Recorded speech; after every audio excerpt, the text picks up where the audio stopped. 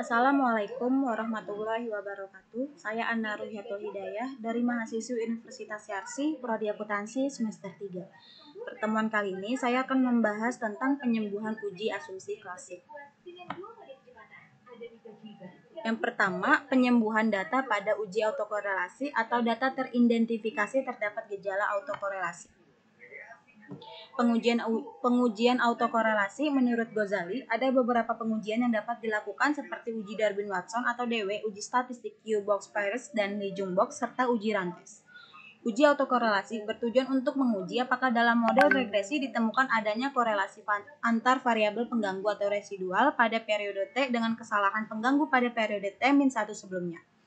Jika terjadi korelasi antara variabel pengganggu, maka hal tersebut dikatakan adanya masalah autokorelasi.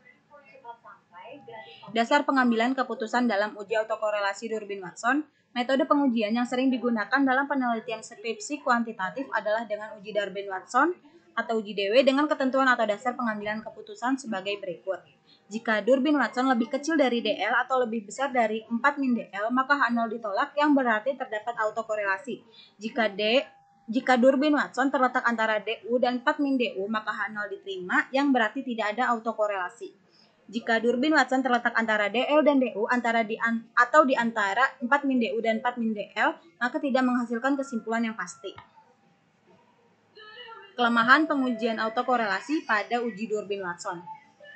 Uji Durbin-Watson mempunyai kelemahan, yaitu jika nilai Durbin-Watson terletak antara DL dan DU atau di antara 4 min DU dan 4 min DL, maka tidak menghasilkan kesimpulan yang pasti apakah terjadi gejala autokorelasi atau tidak. Jika demikian adanya, maka alternatif yang baik untuk mengatasi masalah autokorelasi ini adalah dengan menggunakan metode lain seperti uji rantes. Faktor-faktor lain terjadi gejala autokorelasi adalah sebagai berikut. 1. Adanya kesalahan dalam pembentukan model regresi. 2. Tidak memasukkan variabel yang penting dalam model regresi. 3. Memanipulasi data. 4. Menggunakan data yang tidak empiris. Selanjutnya, uji rantes. Uji rantes merupakan bagian dari statistik non-parametrik yang dapat digunakan untuk menguji apakah antara residual terdapat korelasi yang tinggi. Dasar pengambilan keputusan dalam uji rantes, jika nilai asymptotic lebih kecil dari 0,05, maka terjadi gejala autokorelasi. Sebaliknya, jika nilai asymptotic lebih besar dari 0,05, maka tidak terdapat gejala autokorelasi. Lalu penyembuhan data pada uji heteroskedastisitas atau data teridentifikasi terdapat gejala heteroskedastisitas. Solusi alternatif untuk mengatasi gejala heteroskedastisitas dalam model regresi. Dalam kasus pengujian heteroskedastisitas dengan uji Glatzer, seringkali terdapat gejala heteroskedastisitas. Berikut ini cara yang perlu dilakukan agar model regresi terbebas dari gejala heteroskedastisitas. 1. Melakukan alternatif pengujian lain untuk mendeteksi ada atau tidaknya gejala heteroskedastisitas seperti uji heteroskedastisitas dengan grafik scatter plot, uji Park, dan uji White. 2. Melakukan transformasi data penelitian seperti LN, log10, LAG, dan lain-lain. 3. Melakukan outlier terhadap data yang ekstrim atau jika diperlukan maka kita boleh menambahkan sampel baru supaya sebaran data menjadi lebih bervariasi atau beragam. Langsung aja kita ke SPSS-nya. Di sini sudah saya siapkan data Excel-nya di mana ada 12 data. Ada 12 bulan pada tahun 2013. Kita langsung aja ke caranya. Klik analyze, kita pilih regression, lalu linear. Pada dependen kita masukkan variabel Y, yaitu IHSG. Pada independen kita masukkan yang course dan SBI. Di statistik kita centang yang estimate dan model fit. Lalu collinearity diagnosis. Dan di residual kita centang yang Durbin-Watson. Continue. Pada save, kita centang unstandardized di residual. Lalu continue, klik OK.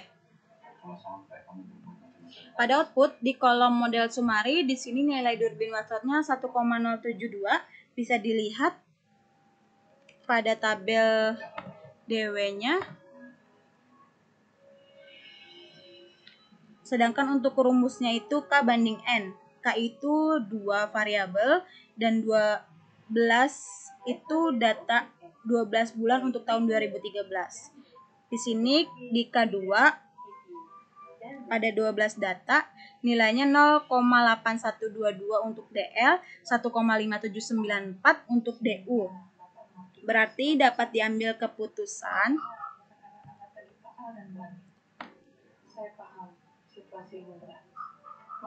jika durbin Watson terletak antara DL dan DU atau di antara 4 min DU dan 4 min DL, maka tidak menghasilkan kesimpulan yang pasti.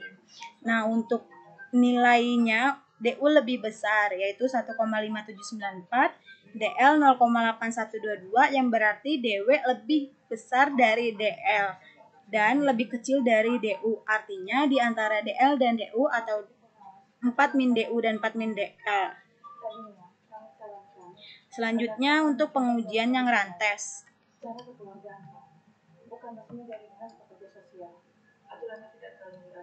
Klik Analyze, Non-Parametric Test, Legacy, kita pilih yang Runs. Pada tes variable list, kita masukkan yang unstandardized. Klik OK. Pada kolom run test, di sini nilai asymmetric two type-nya 0,762. Berarti bisa dilihat di PPT-nya.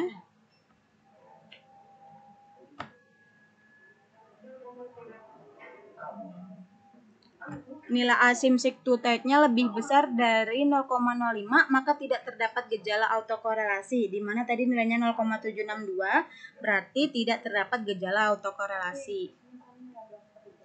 Cukup sekian. Terima kasih. Wassalamualaikum warahmatullahi wabarakatuh.